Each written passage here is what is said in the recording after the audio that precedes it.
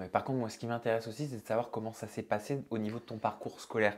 Parce que donc, tu as commencé YouTube en 2015. Si je fais Ouais, le calcul, tu j'avais avais 14 ans, 13-14 ans, c'est ça. J'étais 13-14 ans. en cinquième, quatrième, si je me trompe pas. Moi, j'ai pas connu ça. Enfin, j'avais pas tout ça à l'époque quand j'étais en cinquième ou en quatrième. Par rapport aux camarades, par rapport aux professeurs, par rapport au corps enseignant, comment ça se passait? Au niveau des camarades, j'ai pas eu trop de problèmes. Enfin, j'ai toujours eu mes amis avant les réseaux sociaux. Enfin, j'avais des amis déjà de base et j'ai eu beaucoup de chance du coup de ce côté-là.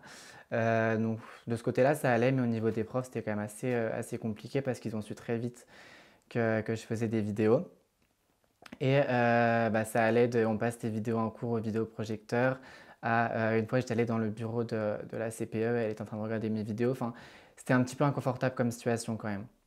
Comment ça, on regarde tes vidéos sur un vidéoprojecteur? Je comprends pas. Ah bah, les profs mettaient mes vidéos en plein cours au vidéoprojecteur pour des raisons que je connaissais même pas.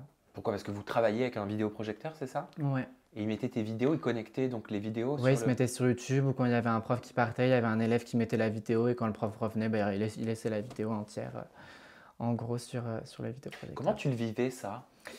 Je t'avoue que c'était assez difficile à vivre parce que enfin, j'avais que 14 ans et moi enfin, j'allais au collège quoi, pour étudier. Enfin, ce que je faisais sur les réseaux, c'était hors du collège et j'allais pas là-bas pour être exposé et pour avoir cette notoriété entre guillemets dans la tête. Et c'était compliqué à gérer parce que même mes profs me faisaient des réflexions par rapport à mes vidéos, ils me faisaient des réflexions sur le fait que je gagnais aussi de l'argent très jeune et ça n'avait pas lieu d'être là-bas en fait. Quel type de réflexion? Il y avait des réflexions du type vous n'avez plus besoin d'étudier, il y a des enfants de 14 ans qui gagnent plus que nous. Enfin, c'était que des trucs comme ça par rapport à l'argent et par rapport au fait que je sois exposé aussi. Pourquoi dire ça? Qu'est-ce qui motive une telle parole selon toi?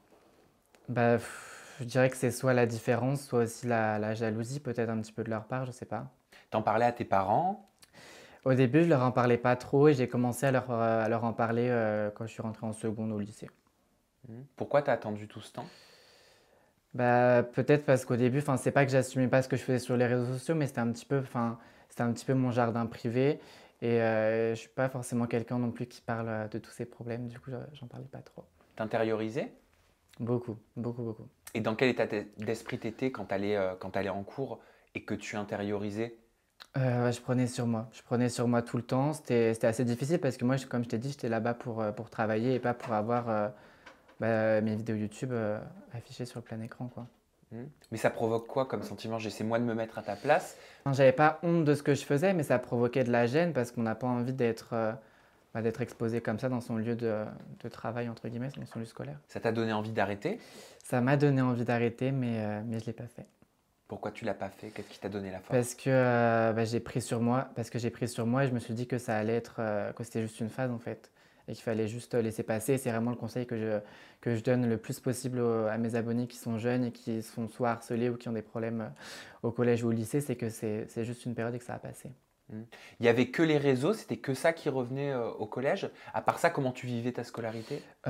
Franchement, je la vivais bien, même si j'ai toujours eu l'impression du coup que j'avais un décalage entre guillemets, surtout en seconde, parce que du coup les réseaux ça a un petit peu commencé à augmenter quand j'étais en seconde et j'avais pas mal d'opportunités. Du coup j'ai commencé à louper des cours et du coup je travaillais aussi avec des marques. Du coup, enfin, j'ai grandi assez vite par rapport à mon âge et du coup j'ai vite été décalé en fait par rapport aux autres élèves et je trouvais plus trop ma place au lycée quoi.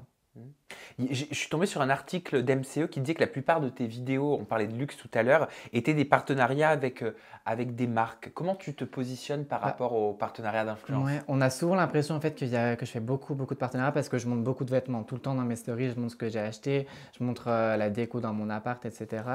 Mais je fais très peu de partenariats. Enfin, je fais des partenariats sur le long terme avec des marques qui me plaisent, mais j'en fais enfin, très peu, quoi. Pas trop souvent. Ou sinon, c'est des trucs que j'achète moi-même.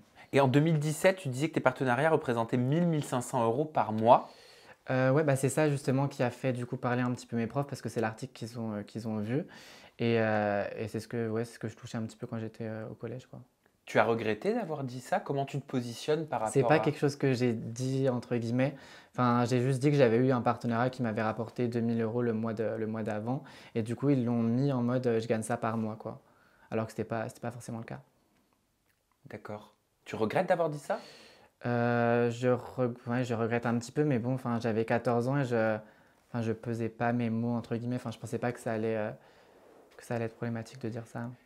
T'avais conscience à 14 ans que c'était pas commun, peut-être, que tu ressemblais pas aux autres enfants, parce qu'à 14 ans, on gagne pas 2 000 € par mois. J'avais conscience et mes parents, ils étaient là derrière pour, entre guillemets, bloquer cet argent et pour pas que je le dépense en faisant n'importe quoi, quoi. Bah Enfin, oui, comment ça se passe quand on est mineur, justement, et que tu euh, gagnes de l'argent comme ça? Bah moi, du coup, j'ai créé une société à 16 ans parce que c'est l'âge minimum pour créer une société.